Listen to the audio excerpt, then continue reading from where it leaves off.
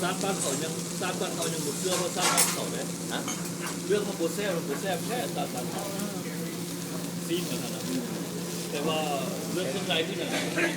พักเด็กรสชาติมันพักบนยุ้แต่ว่าคนสะอาดดีบนพ่อเขามันอาจจะมี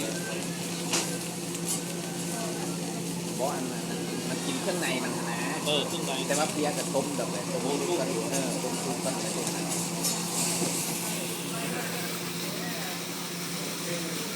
บ้านเขาคือ แซ่บได้กินแซ่บได้แต่กินหัวบ้านแซ่บ หอม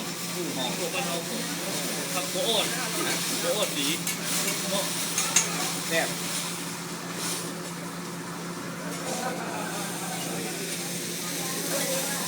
ผักอ่อนดีคือของเขาอุ้ยเห็นพักเลย